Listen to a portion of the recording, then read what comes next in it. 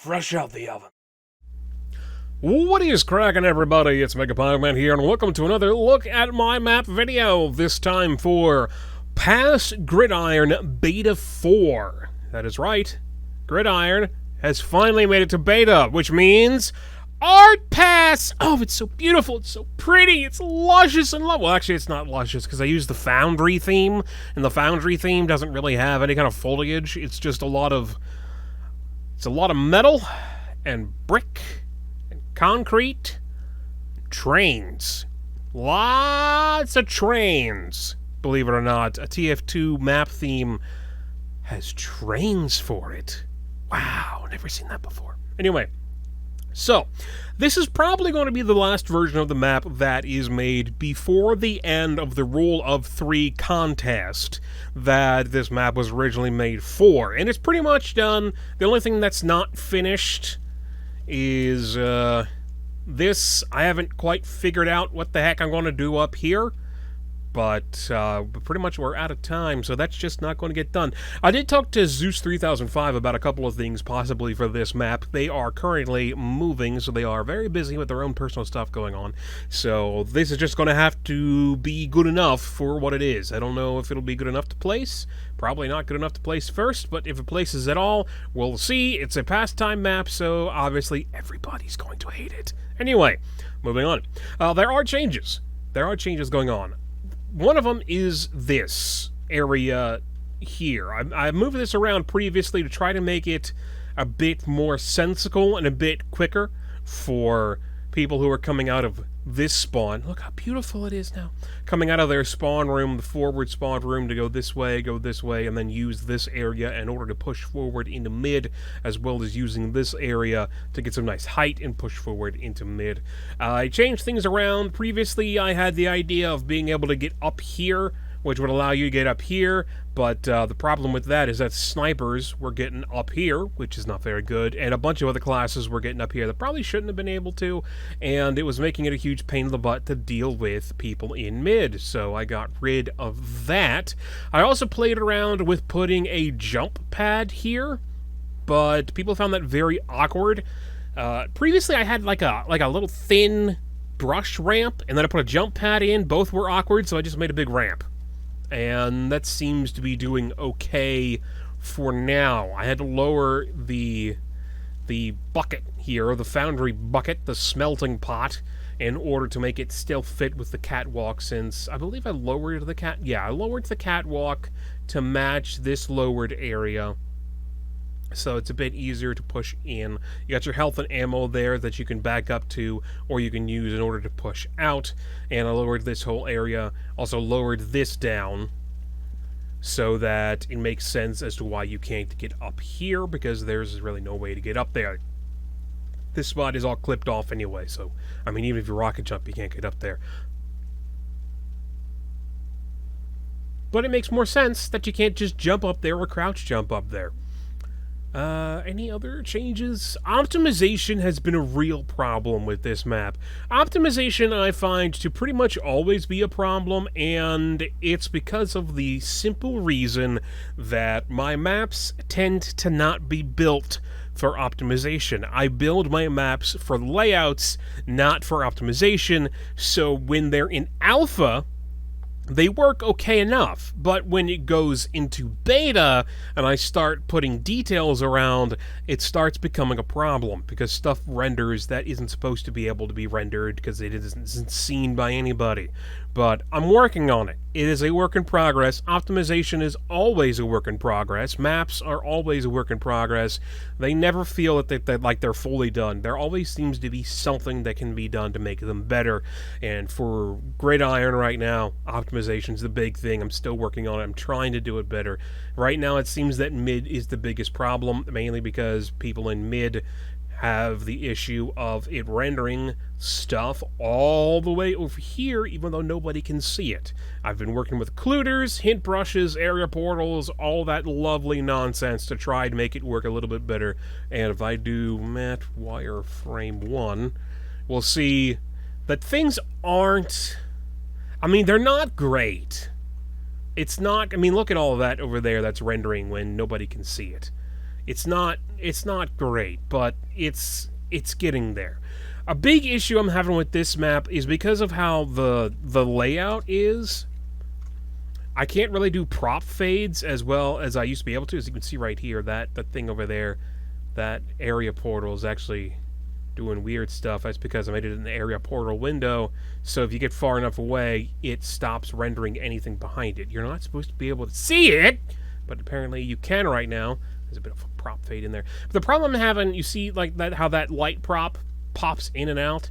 Because of how the map layout is designed, a lot of the stuff, in order to make it so they don't pop in and out, their render distance is so large that they might as well not even have a rendered distance, you know? Might as well just be set to the default where it renders all the time if the item is in a current connected area portal. It's not an area portal, currently connected portal part of the BSP with how Source does optimization. If you don't know how Source does optimization, it takes the whole map, it splits it up into a bunch of little chunks, tries to figure out which chunks you can see from which other chunks, and then renders things based off of that. These different chunks are known as visleaves, and trying to make it so that you don't see things you can't see can be a little bit of a pain in the butt. But, as I said before, it's all a work in progress. It's all a work in progress. I also moved around some of the med kits and ammo kits, trying to make pickups work a little bit better, to be more useful for people attacking and people defending. I'm not sure if I talked about this last time, but I did add a fourth goal to this map, but it's like a 3.5 goal. The rule of threes contest is all about there being 3 objectives in the map. And I talked to Eidolon, who's the person who ran the contest, and they said it was okay for me to do this. What I have is when the map goes into overtime, the throw-in goal over here shuts and becomes deactivated. And then this up here becomes activated. This right in there. This door opens, that becomes activated to be the throw-in goal, so it's closer to mid where the ball spawns and should make it easier for people to score points. Because there's only 3 objectives active at a time, it still falls into the rule of 3 boundaries for the rule of 3 contest, which is good because if this didn't work, I didn't know what else to do. So far, this has worked out pretty well. I've also messed around with respawn times, so now when it goes into overtime, respawns for both teams are set to 10 seconds, and they do not change.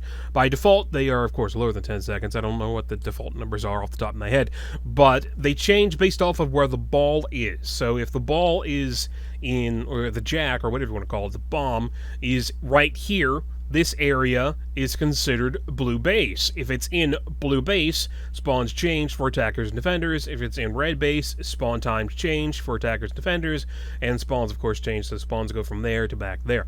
I also added a teleporter thing inside the spawn room, so if a ball exits, when the jack exits the red base, and if anybody is in the defender spawn back here, they will then be teleported to the forward spawn. I don't believe I have it so that they teleport backwards, but they do teleport forwards. And that idea is to try to help people push out of their base after a point is captured, or the bomb explodes. So if somebody takes the bomb and then they deliver the bomb here, this base back here, this becomes deactivated. This up here becomes activated, but anybody who's in the defender spawn back here also gets teleported to the front spawn up here so that they can work on pushing forward. You might also hear a little bit in the background. I don't know how loud it's going to be in the video, but I do have soundscapes in the map now. So there's sounds, there's details. One of the weird details I haven't been able to figure out yet are the lines on this brick texture. In Hammer, I have it so these lines are down here on the bottom, but for some reason, I mean, they're on the bottom like everywhere. It's how they're supposed to be. They're supposed to be on the bottom, but for some reason, they're also here. But they're not there in Hammer. And Hammer is the editor that you use to make maps for Source games like Team Fortress 2, and I don't really know what's going on with that. It's very confusing and weird. Its source being source. But yeah, there's also a 3D skybox, not much of one.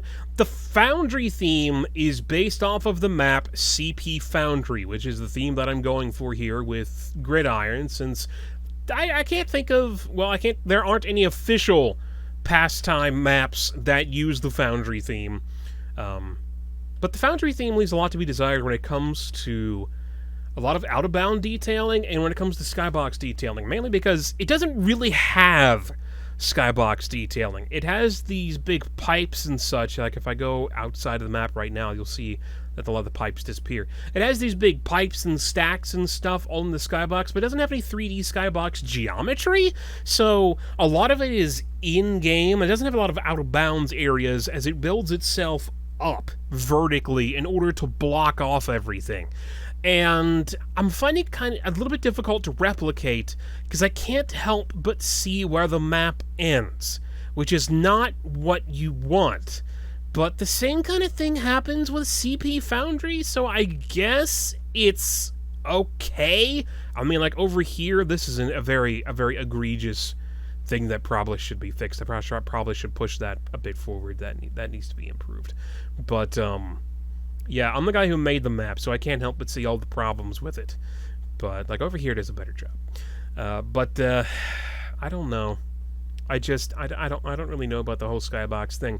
Because Foundry doesn't really have a 3D skybox, there's not really anything that I can use to base my 3D skybox off of. There is an open fortress map that uses the Foundry theme that is a remake of a Quake map whose name I cannot remember. I'll probably put it on screen somewhere in the video right about now.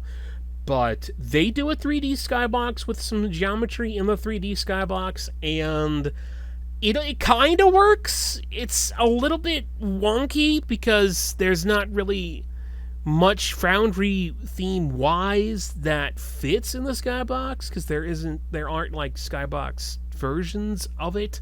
And I don't know, it's just a big problem I've been having is windows in the skybox. You don't really have much window props when it comes to dealing with the skybox, and a lot of Foundry stuff are big, tall buildings with little windows in it, which is what I did around a lot of the map. But trying to put that in the skybox is a bit of a problem. And also, Foundry has the problem with these weird metal textures that have these dang holes in them.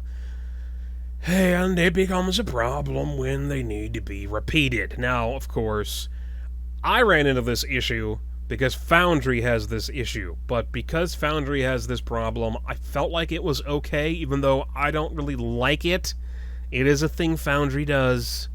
There are versions on TF2 maps of these textures without the holes in them, but for one thing, they're custom, so that means more to the download, more credits that I'll have to use for the map, and I don't really know if I want to do that as of yet. But also, these textures are pretty repetitive as it is. Even if you close up the holes, they're still a bit repetitive, so I don't know. I mean, I kept it how Foundry has it, which hopefully is going to be good enough. I'm probably going to see if I can get one more version of this map out, doing some sort of detailing up here, but I don't know if I'll have time because today's the 14th, and the deadline is the 15th. So actually, if I want to get that done, I need to go do it. So thank you very much for watching this look at my map video for Pass Gridiron Beta 4. I'm going to go see if maybe I can get a Beta 5 done real quick. That can hopefully fix some problems. Thank you very much for watching. I'm Megapieman. You can check out check out the map in the links of the thread below this video. Let me know what you think. Let me know if you think it's good, bad, crap, somewhere in the middle, who knows. You can check out my main channel over on youtube.com/MegapiemanPHD, and stay right here for more lovely mapping level design stuff in the future. Okay? Bye.